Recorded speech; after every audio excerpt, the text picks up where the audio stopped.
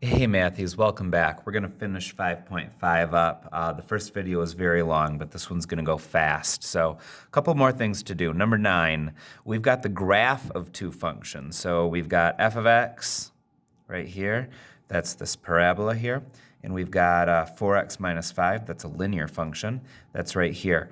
So this is the geometry of the situation. What would happen if we add these things and subtract these things? Which one would we get? So let's add these real quick. Let's take, so do f plus g. So we'll do f, so x squared minus 4x plus 4, and then let's add g to it. So I'm going to add 4x minus 5. So plus 4x minus 5. That would turn, so this is all what we would get if we take f plus g of x. It would equal all of this stuff, so that would be x squared. These will cancel out, so x squared minus 1. So if you add the two functions, you simply end up with x squared minus 1. Which one of these is that? So just a standard x squared, that's been shifted down 1, so that's definitely b. So if we add them, so this one is f plus g of x. So we've done that one. Explain your reasoning, because it's x squared, but moved down 1. That's why it's that one. Okay, so now we're going to subtract them. So we're going to do f minus g. So we'll start by writing out f. So f minus g of x would be, just write out f, so x squared minus 4x plus 4.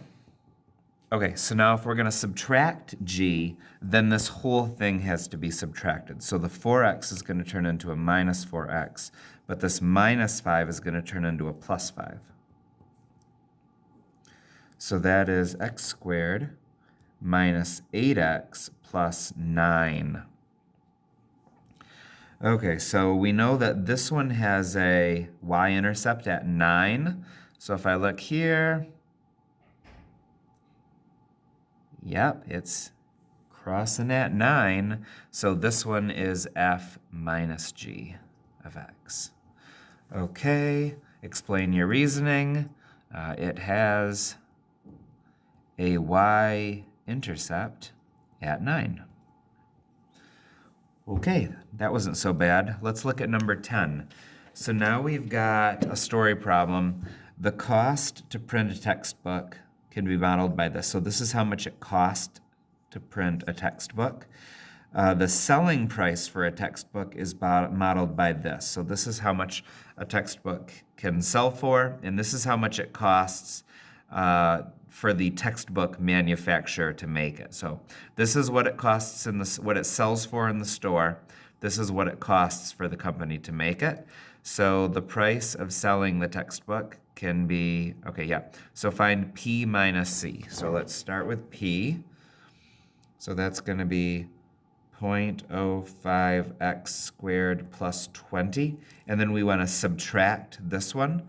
So if we subtract it, then we're going to change the sign of both of those. So this will become minus 0.2x squared, and then this will become a minus 10. Okay, so what do we do if we subtract those? We get, this is going to be negative 0.15 x squared plus 10. Okay, so what does that represent? What does this right here represent? So this is the price in the store minus how much it cost them to make it. So that would be your profit, right? So your P minus C would be the profit for all books sold. So if we put a 10 right here, we could plug it in, solve it, and it would tell us how much we would profit if we sold 10 books, for example. And that is the end of 5.5. At this point, you can turn this video off and you can open up bigideas.com. You can go to 5.5 and you can give the homework a try. Thanks for watching, everyone, and good luck.